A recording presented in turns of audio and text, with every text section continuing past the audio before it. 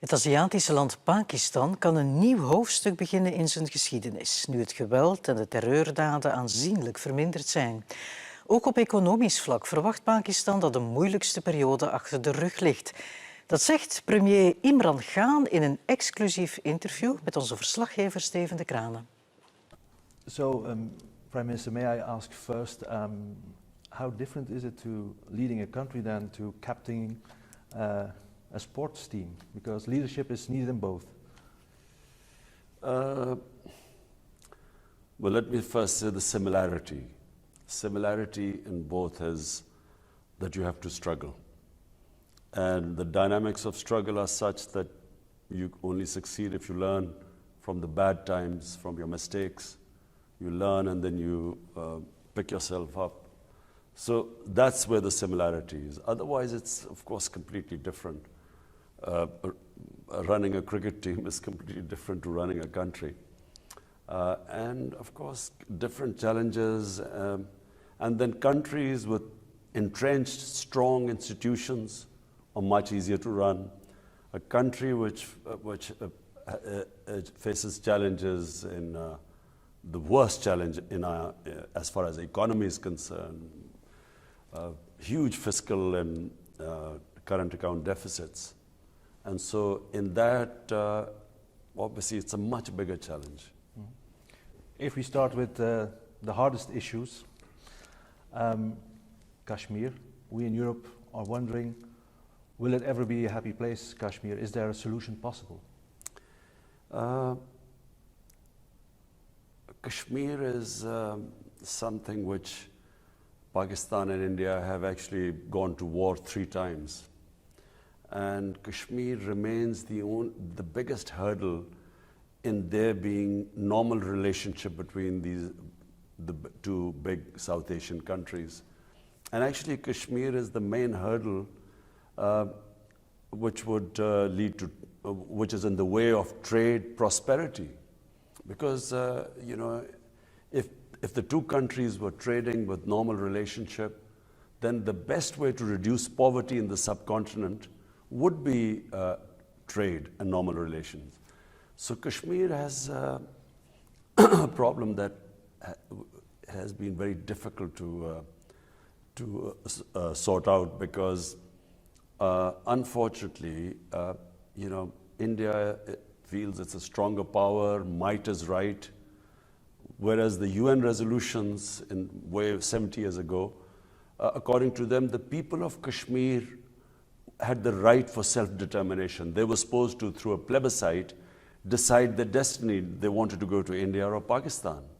That right was never given because India knew that if that right was given, they would opt for Pakistan because it's a Muslim majority province. And India was divided according to the majority religion. So if it was a Hindu majority, it went to India.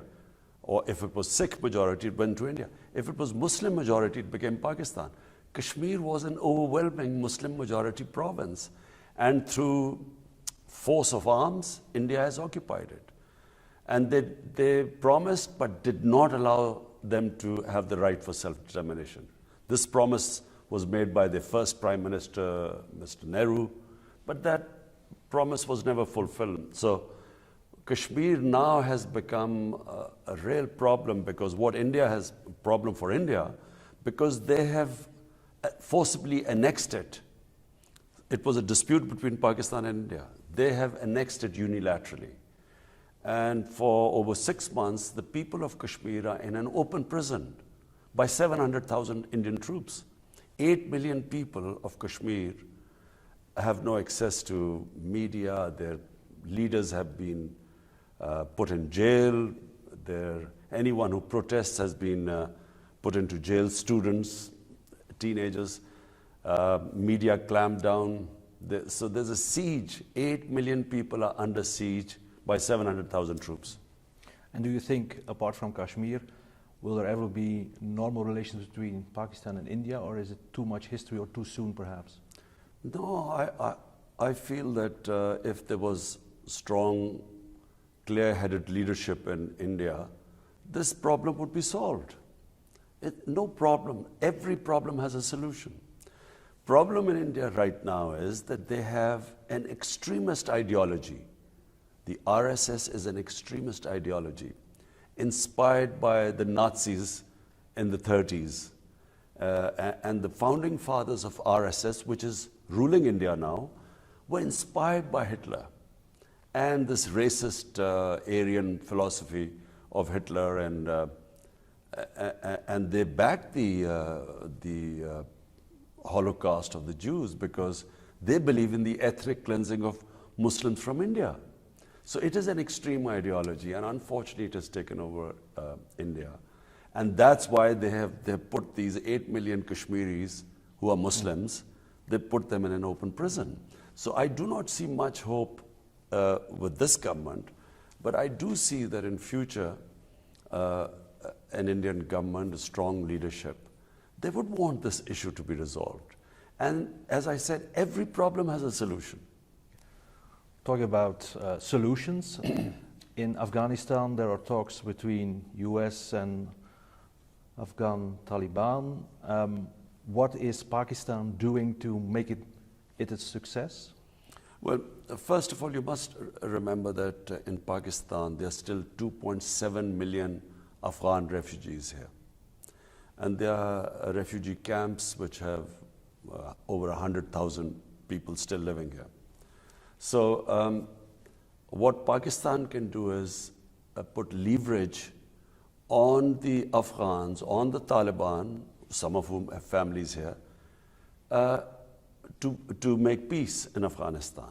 And I can assure you that Pakistan has tried its best. Since my government has come in, we have left no stone unturned so that there would be peace in Afghanistan. And fortunately, things are moving in the right direction. It's not going to be easy because there's been 19 years of conflict, but it is for the first time moving in the right direction. The Americans are wanting peace and dialogue with Taliban, and Taliban have now sitting with the Americans.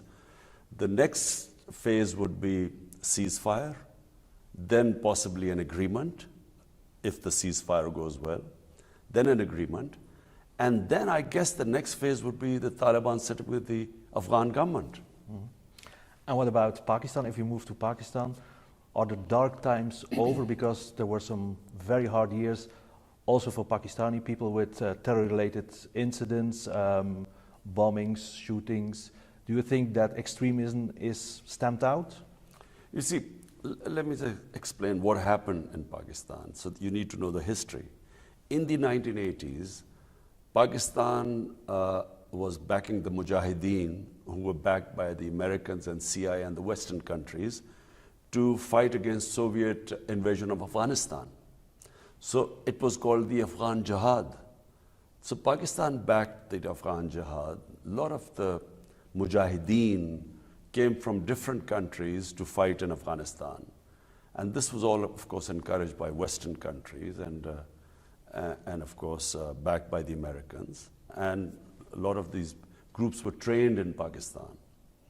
So when the Soviets left Afghanistan in 1989, Pakistan and Afghanistan were left with these militant groups, these guerrillas, these different Mujahideen groups. And so come 9/11, now the United States lands in Afghanistan. Now, the same groups who were told that jihad was a good thing against foreign invaders, because the United States came, they now were told that no, against the United States, because these are the good guys, it's terrorism. It was jihad against the Soviets. So of course, not all of them understood, and Pakistan, by joining the US war, we ended up these groups turning against Pakistan. So that's when we went against this period of terrorism, suicide attacks. 70,000 Pakistanis lost their lives in that 10, 12-year period.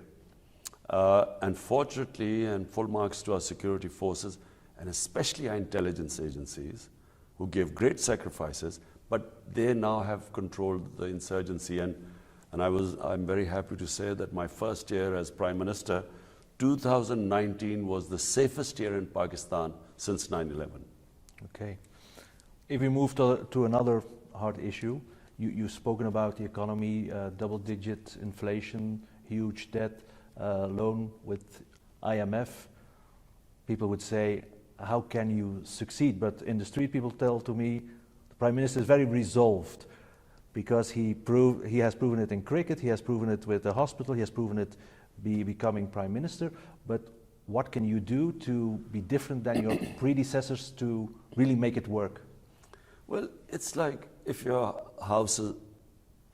inherit a house which is bankrupt and their creditors coming to ask for their money back and their loans, and someone is coming for rent of the house, others are coming for the rent, you've rented a car or something. So for a while that house goes through a tough period.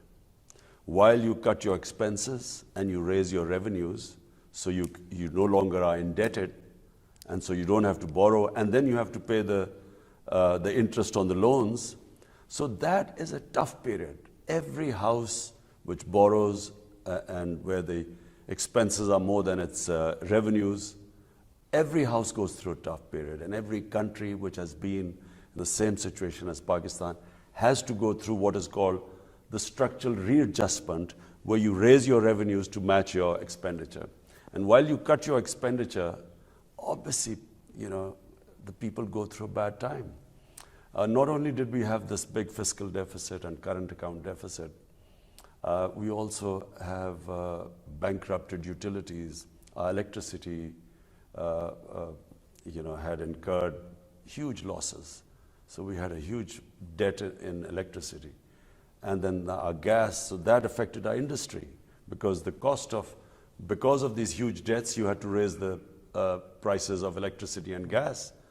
And when you raise the prices, the industry got affected, because that can't compete with the exports of your neighboring countries, which means you can't reduce your deficit. So you're caught in this debt trap. And so the first year was very difficult. 2019 was a very difficult year for Pakistan.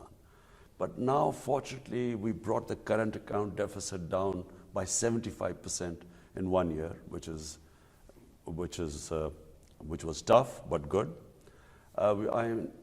Exports are increasing, not that fast, because the world at the moment, the economy overall in the world is slowing down. But we've cut down our imports. We've tried to work on our electricity sector so that we cut down the losses.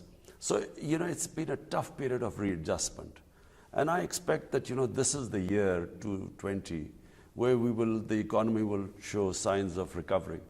Yeah, because you've spoken about priority, lifting 100 million Pakistani out of poverty, new Pakistan. What is your vision for an ideal Pakistan? Which kind of country would you say Pakistan should be? My idea of Pakistan is what was the founding fathers' idea of Pakistan, which was an Islamic welfare state, a state which is just and humane, which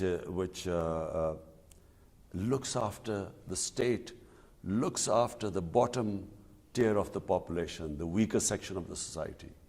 And if you ask me, the first Islamic state was the first welfare state in the history of mankind some 14 centuries ago. State of Medina? State of Medina. It was a welfare state. And it was a state which had rule of law. It had rights. Every human being had rights protected by the state. And that was the basis of the civilized state, which laid the foundation for the next 7 centuries. It became the leading civilization in the world. And of course, emphasis on education, which was laid by our Prophet, peace be upon him. So therefore, that's my ideal. And if you ask me in modern day, which state would resemble that, I would say Scandinavian states, because they have very high welfare. I find them very civilized. And what China has achieved, China has taken out 700 million people out of poverty in the last 30 years. But different political systems, welfare state, tax collection is needed then? Look, First of all, you need to have direction. The leadership in a country needs to know where it is headed, what it wants to achieve. So if your objective is that I will achieve prosperity by raising people above the poverty line, which is what China did. Because China 30 years ago was not that richer an economy. But by lifting people out of poverty, they created extra demand. And then the extra demand meant the entire world's multinationals wanted to be there. And China has, it's remarkable, it's a miracle. But the basis of that prosperity was that the state took a decision that our priority is to lift people out of poverty. That's what my decision is. Despite all the problems what we face, we have allocated the highest amount of money for poverty alleviation in our history. I mean, despite the economic crunch, the outlay for poverty alleviation is the highest today in Pakistan. And when you're talking about moving economically, there is cooperation with China. What is the message from Pakistan to Europe? What do you expect from Europe, or what do you want to ask from Europe? Well, trade really, Europe has been very good to us. We have got the GSP plus, which means we get preferential trade agreement with Europe, and that's very positive. And of course, Europe is one of Pakistan's biggest trading partner. So trade really with Europe. Pakistan is open for business. Even in Gawadar, there's still room and place in the port for European companies and countries to invest. Of course, you see, a CPEC just gives an opportunity to connectivity to China. But it's not exclusive. I mean, Chinese also would want this to become an investment hub for companies from all over the world, especially in Europe. Mm. Talking about climate change, Europe, there's a lot of political debate about it, but it's one of Pakistan's main challenges as well, and Pakistan is doing a lot. Why is Pakistan doing a lot? Because in contributing to the problem, you're not a big player, so you're doing a lot for solutions. Well, first of all, I was always an environmentalist because I loved hunting, I loved shooting. And as I grew up, I saw that in Pakistan, two things were happening. Our forests were disappearing, and our wildlife was disappearing. So from becoming a hunter, I became a conservationist. And so I've always, I loved Pakistan's wilderness. I think Pakistan has some of the most diverse wilderness in the world. It has 12 climatic zones. From alpine, it goes right down to the coast and the desert. And so being an outdoor person, and I love trekking in our mountains. Our mountains are probably, there's nowhere, I've been everywhere. Nowhere in the world you have this sort of trekking we have in our mountains in the four ranges, Himalayas, Karakoram, Suleiman Range, Hindu Kush. So as I grew up, I realized that the beauty of this country was disappearing because our wilderness was disappearing and our forest cover was disappearing.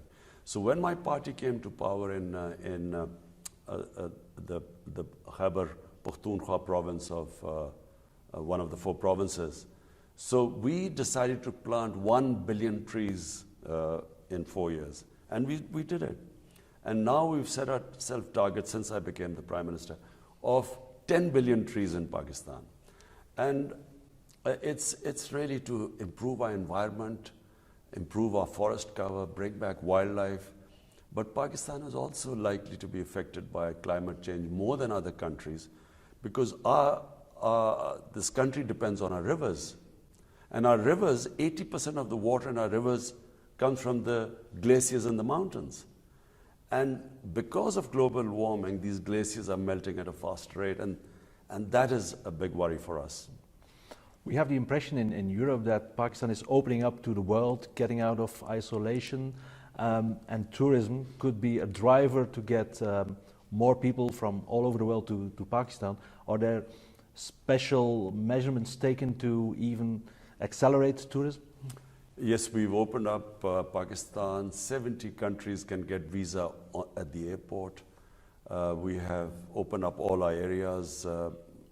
And now that it's been one of the safest years, 2019, our tourism doubled in 1 year. Pakistan offers probably the most unique tourism in the world because it's because of its diversity. Firstly, it's an ancient land. The Indus Valley civilization is 5,000 years old. Secondly, it is home to 4 world religions. Sufism, it has some of the ancient sites for Sufism.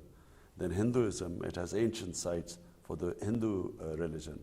Then Sikhism, it has 2 of the most revered sites in Pakistan for the Sikh religion. And then, of course, Buddhism. The north of Islamabad was the center of the Gandhara civilization.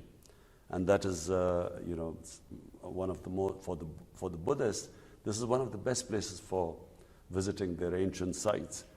And on top of it, we have our mountains in the north. We probably have the most unique mountain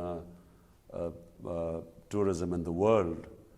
Firstly, it's undiscovered. Not many people know about it. Half the world peaks over 24,000 feet are in Pakistan, including the second highest mountain. So it has diverse tourism.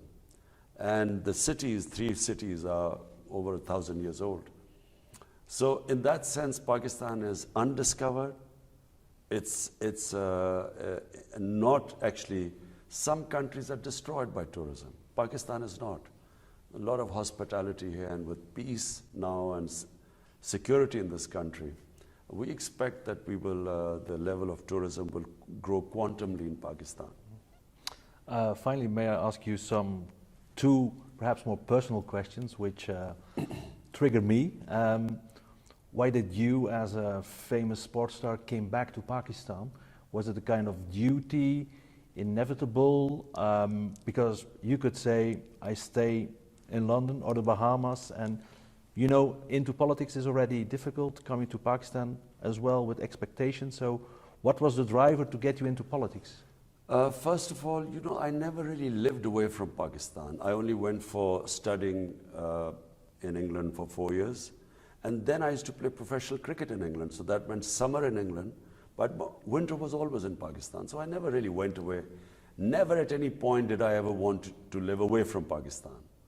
I never wanted to take a British passport, although I was spending, almost 17, 18 summers playing professional cricket there.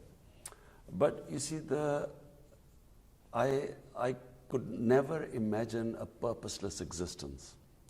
My life was always driven from the age of 9.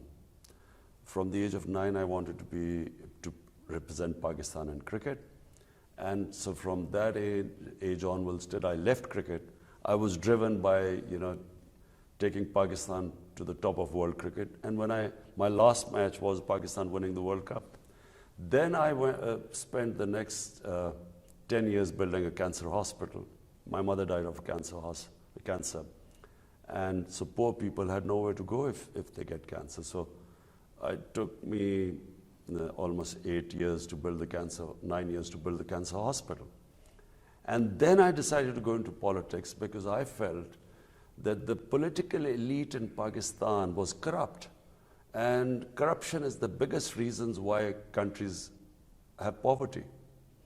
It's not lack of resources. Countries are not poor because of lack of resources, because some of the richest countries in terms of resources are poor because of corruption. So I came in on an anti-corruption platform some 23 years ago. And because I was fighting the political mafias, that's why it took me so long to succeed. And then it's related to the previous question. The image, which I read also from British tabloids, was more like a very liberal, young, successful cricket star, becoming a more religious person. How hard was that, or was it just also another aspect that people in the West didn't see?